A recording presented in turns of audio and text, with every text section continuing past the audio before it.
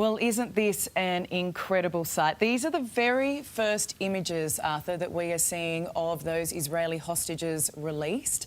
We've got the twin brothers, Gali and Ziv Berman. They're both 28 and they were taken from a kibbutz on the 7th of October. Looking at those pictures, Arthur, like a lot of what we've been worried about is obviously their physical and their mental health. What do you think? Look, they don't look too bad to us on the outside. They're not as well fed as maybe they would otherwise have been. I think the main issue will be mental. In some cases, it'll be survivor guilt. But in many cases, I think just the trauma of losing 2 years of your life like this, and you can't get that back. And also feeling the weight of everyone else who didn't come back, as I said. So a wonderful moment for them and their families, but they'll be remembering the other families who are not celebrating in the same way today.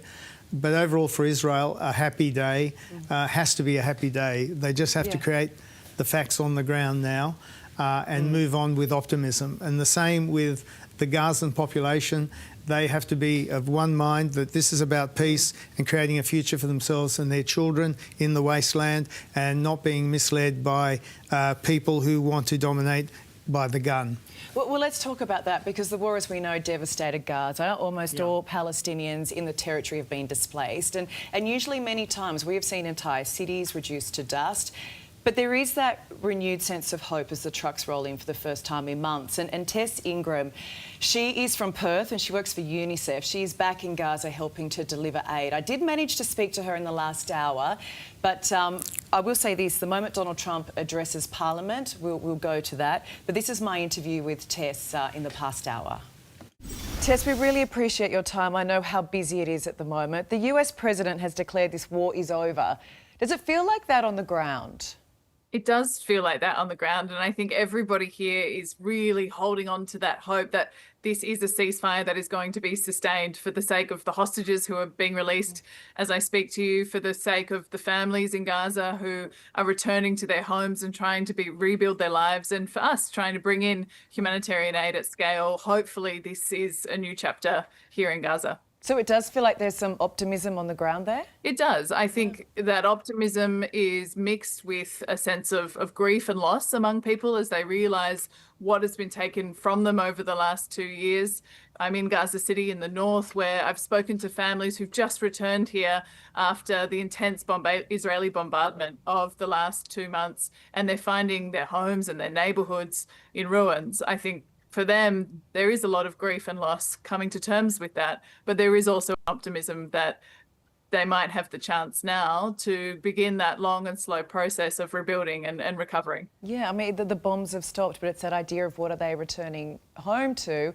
As we can see right behind you there, whole neighbourhoods have been destroyed. That's right. Yesterday, I drove through the eastern and northern parts of Gaza City, which were particularly badly damaged. And it really is like driving through a skeleton of a city. There's no life, no colour, just bones. And it really affects you to see that at such a dramatic scale. So I can only imagine, and they told me what it's like for the people who, for them, it's their home, and they're now trying to start again in that environment where they really do need everything. I met a mother yesterday, her name's Hannah, and she was returning to rubble and said to me her husband had a broken leg, he was really struggling, and she was going to be the one having to support the family, returning, she said, with 2 children, 2 jerry cans to collect water, and that was it. Okay, so hearing all of that, right, it just sounds so overwhelming. What do you see as being the greatest need in Gaza right now? As UNICEF, we're focused on the needs of children, and really a child is a child. So for us, this is our opportunity to try and make sure that we can meet the rights of kids to just be a kid.